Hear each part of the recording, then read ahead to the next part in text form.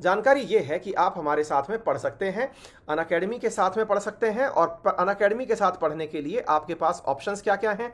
आपके पास में हमारा वर्ल्ड ज्योग्राफी एसएससी के अंदर चल रहा है। मैं अपने एसएससी के विद्यार्थियों को बता दूं कि यहीं पर उनके लिए 5 सेशन और नए ऐड कर दिए गए हैं। ठीक इसी प्रकार से मैं आपको यह भी इन्फॉर्म कर देता हूं, यदि आप अनअकैडमी पर पढ़ करके हमारे साथ पढ़ना चाहते हैं तो आप लोगों के लिए 25% ऑफ दिया जा रहा है यूपीएससी के केस में, है ना। वो अभी 28% जो है वो आप इसके लिए याद रख सकते हैं। क्या याद रख सकते हैं मैं आपको बता देता हूं। यदि आप प्रीलिम्स को ध्यान में रख करके पढ़ना चाहते हैं तो आप लोगों के लिए 31 अक्टूबर तक के लिए एक शानदार ऑफर चल रहा है। 45,675 में प्रीलिम्स, मेंस और ऑप्शनल ये सारी चीजें एक साथ 9 महीने के लिए 45,000 रुपीज में अवेलेबल हैं। आप इन्हें एक्सेस कर सकते हैं। साथ में आपको जो जरूरी किताबें हैं वो भी इसके साथ साथ दे दी जाएंगी। 300 से अधिक एडुकेटर्स हैं जिनकी किताबें आपको यहां पर प्राप्त होने वाली हैं। तो इस प्रकार से आप इसे यूज कर सकते हैं। तो उम्मीद है आप लोगों को यह बात समझ में आ गई हो। ठीक है, चलिए आगे बढ़ते हैं साथियों। तो ये सारी जानकारियों को आपने समझ लिया है। आपके सामने अन्य इंफॉर्मेशन में रेफरल कोड अंकित 10 के बारे में ऐसा क्या होने वाला है। होने वाला यह है कि तमाम कोशिशों के बावजूद तेल की कीमतें कम होने का नाम नहीं ले रही हैं। कम होने का नाम नहीं ले रही हैं से मतलब क्या है? मतलब यह है जनाब कि कच्चे तेल की कीमतें 2018 के बाद से अपने पीक पर हैं। जितना कोरोना से पहले तेल का भाव था उससे भी ऊपर निकल गया है। अब आपका जो काउंटर चलता जा रहा है, जो आप तेल का भाव देख रहे हैं, वो रुकने का नाम ही नहीं ले रहा है और 2018 का लेवल क्रॉस कर गया जनाब। तो जब ग्लोबल प्राइस फ्यूल ओवल मतलब इतना ज्यादा बढ़ गया है, इस समय 85.89 बैरल के हिसाब से भाई तेल बिक रहा है। होगा क्या आने वाले समय में ये बताइए, होगा क्या? तेल के नाम पर सरकारी प्रदर्शन होंगे, सरकार खुश होकर के उन प्रदर्शनों से तेल का भाव घटा देगी 2-3 रुपया, फिर आप कुछ कहना बंद कर देंगे और क्या ही होगा हमको सब पता है। फिर भी न्यूज़ के नाम पे पढ़ाना तो था ही हमें कि क्यों हो रहा है ऐसा। चलिए आपको बताते हैं। आपको याद होगा दुनिया के अंदर एक संगठन है। अच्छा एक बात बताएं आपको, तेल धरती में से निकलता है, पता है कि नहीं? पता होगा। Organisation of petroleum exporting countries असल में एक संगठन है 13 देशों का जो धरती में से तेल निकालते हैं। ये दुनिया के वो देश हैं जो लगभग 10% ऑयल जो है वो जमीन के नीचे से निकाल करके ऊपर बेचते हैं। समझे? इनका माई बाप जो है ना वो सऊदी अरब है, लीडर है इनका। भाई साहब अपना ऑफिस भी वो ऑस्ट्रिया में जाके बनाया, ऑस्ट्रेलिया में नहीं, ऑस्ट्रिया में बनाया, जिसकी राजधानी वियना है। ओपेक नाम है। बगदाद डिक्लेरेशन के माध्यम से इसका निर्माण हुआ था। 1960s में इसका निर्माण किया गया था। साथियों इस ओपेक नामक देश ने कसम खाई थी कोरोना के अंदर कि बेटा कोरोना तुमने हमारे तेल की हालत इतनी खराब कर दी कि जो तेल आज $85 प्रति बैरल बिक रहा है, ये हम $0 प्रति बैरल बेचने पर मजबूर हो गए थे। तो बेटा आने वाले समय में सूद समेत पैसा वापस कमाएंगे। ओपेक की खाई हुई यही कसम हमारे ऊपर भारी पड़ रही है भाई साहब। हो ये रहा है कि organisation of petroleum exporting countries ने कोरोना काल में यह कसम खाई थी कि जितना पैसा दुनिया के देशों ने बचाया था कोरोना काल में तेल ना खरीद के, अब उन सब से तेल लिया जाएगा, उन सब का तेल निकाला जाएगा। समझ रहे हैं आप? तो भाई साहब बात यह है कि ओपेक के ये जो देश हैं जिसमें सऊदी अरब समेत Iran, Kuwait, Algeria, Libya, Gabon, Angola, Equatorial Guyana, Nigeria, Venezuela, Ecuador, 13 देश जो हैं, इन 13 देशों ने कस्में खा रखी थी। अब उनकी कस्में जो है हम पर भारी पड़ रही हैं साहब, कोई तो बचा लो। कारण यह है कि ऑर्गेनाइजेशन ऑफ पेलिकोट ये जो है ये लोग आपस में मिलकर के मार्केट की एक ऐसी व्यवस्था बना दिए जिससे कि तेल का दाम नीचे नहीं आ रहा है। आपको पता है मार्केट 3 प्रकार का होता है। कौन कौन सा? एक होता है मोनोपोलिस्टिक मार्केट जिसमें सर्वत्र साम्राज्य एक ही व्यक्ति का चले, उसे कहते हैं मोनोपोली। दूसरा होता है ओलिगोपोलिक मार्केट। ओलिगोपोलिक का मतलब होता है जब मार्केट का प्रभाव जो है वो एक से ज्यादा लोगों के कंट्रोल में हो लेकिन सबके कंट्रोल में ना हो, दैट इज ओलिगोपोलिक। और तीसरा जो है वो होता है परफेक्ट मार्केट। तेल का जो मार्केट है वो ओलिगोपोलिक है क्योंकि तेल का मार्केट ओपेक कंट्रियों के द्वारा निर्धारित किया जाता है, अर्थात इसके ऊपर ये पूरी तरह से कंट्रोल रखने का प्रयास करते हैं। कार्टेल का मतलब होता है कि इनका अपना गुंडा राज चलता है, यानी इनका मानना है कि दुनिया के तेल के भाव बढ़ाने हैं तो बढ़ाने हैं, गिराने हैं तो गिराने हैं। और आजकल ना इनके साथ में एक और जना आकर मिल गया है, दैट इज अंकल सैम। तो मत ही कहिए, अंकल सैम तो इन दिनों मतलब आउट हो रखे हैं। हाँ, रशिया आकर के मिल गया है और उसने ओपेक प्लस का निर्माण कर लिया है। तो जनाब ओपेक कंट्रीज जो हैं वो तेल निकालने के नाम पर अपने साथ उन देशों को भी साथ मिला ली हैं जो पहले तेल निकाला करते थे, ग्रुप का हिस्सा नहीं थे, जिन्हें आप ओपेक प्लस कहते हैं। और इन्होंने ये कंडीशन क्रिएट कर दी है कि भाई हमें जो तेल है वो पूरी तरह से कंट्रोल्ड अवस्था में निकालना है। मुसीबत ये हुई, इस तेल के एक्सप्लोरेशन के कारण दुनिया में तेल के भाव में उतार चढ़ाव आना बहुत आम बात है।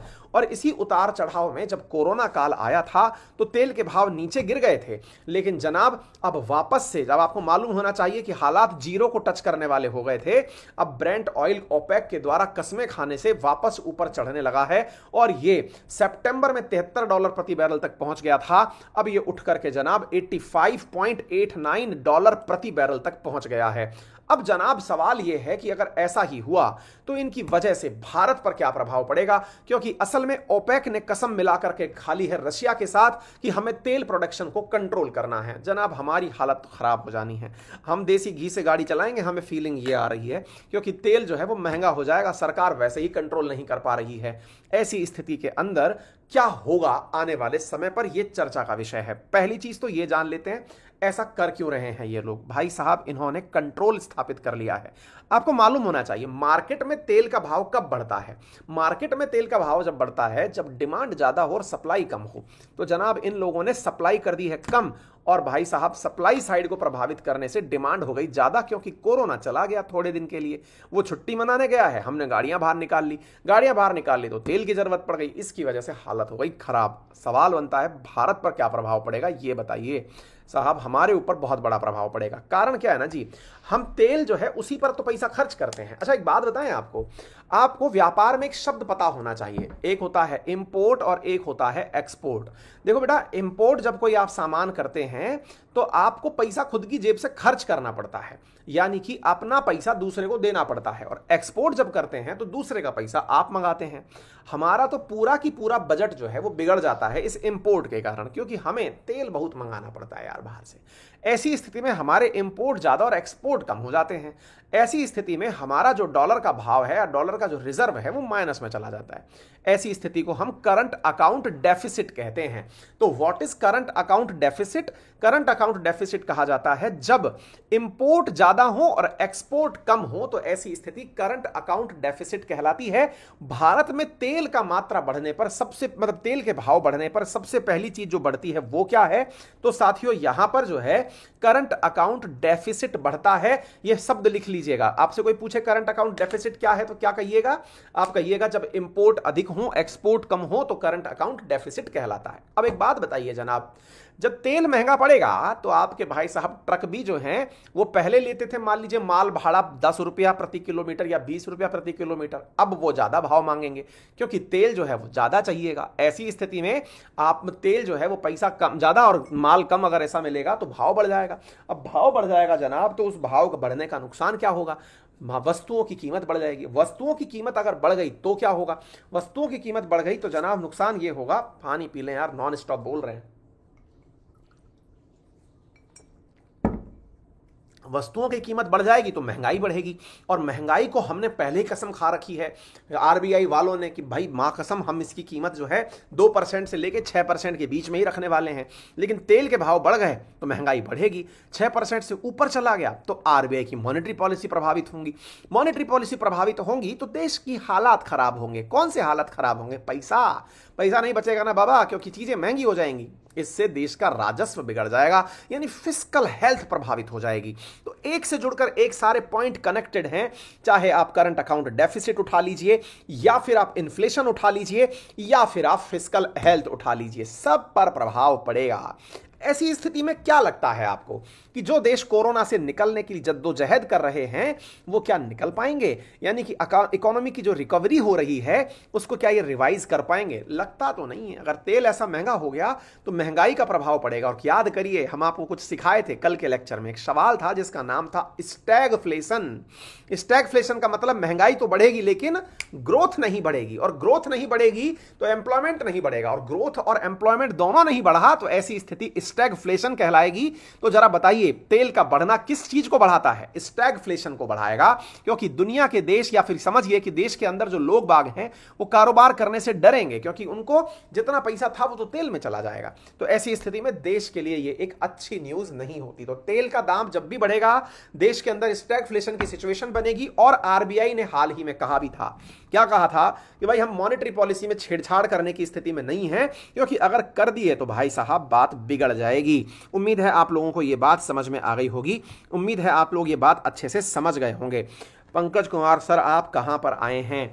यार ये है तो सही, कुछ बंगाल में टाइगर करके क्या है, आईटीसी बंगाल टाइगर करके कुछ है। हाँ आईटीसी बंगाल, आईटीसी कुछ रॉयल बंगाल कुछ इस तरह, हाँ आईटीसी रॉयल बंगाल है, ठीक है, हाँ ठीक है ना। तो ये है आपके सामने मुद्दा है, उम्मीद है आपको ये बात क्लियर हो गई होगी।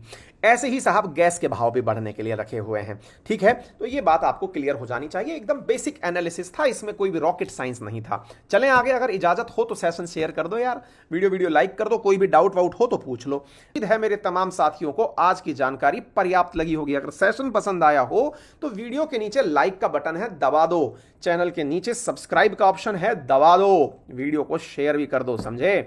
और भैया रेफरल कोड है अंकित 10 without any if and but doubt and discussion लगा करके जितना भी डिस्काउंट अनअकैडमी अधिकतम दे सकती है प्राप्त कर लो। अंकित 10 से ना केवल मेरे बैचेस मिलेंगे बल्कि जितने भी एडुकेटर्स पढ़ा रहे हैं हमारे साथ में मेहनत करके सबके बैचेस मिल जाएंगे, आने वाले हों या पुराने चल रहे हों वर्तमान में, चाहे हो पूरा मतलब डिस्कशन के लिए जरूरी कार्यक्रम, वो सारा मिल जाएगा। वर्ड ज्योग्राफी में 5 नए वीडियो ऐड कर दिए गए हैं, सेशन ऐड कर दिए गए हैं, मिलने वाले हैं 26 से, फिर मुलाकात होगी आप सभी से। फिलहाल के लिए इतना ही, अपना ख्याल रखें, बड़ों का सम्मान करें, छोटों को प्यार दें, अपना व्यक्तित्व इस प्रकार से विकसित करें कि महिलाएं आपके साथ सुरक्षित मिलें, सुरक्षित महसूस करें। Thank you.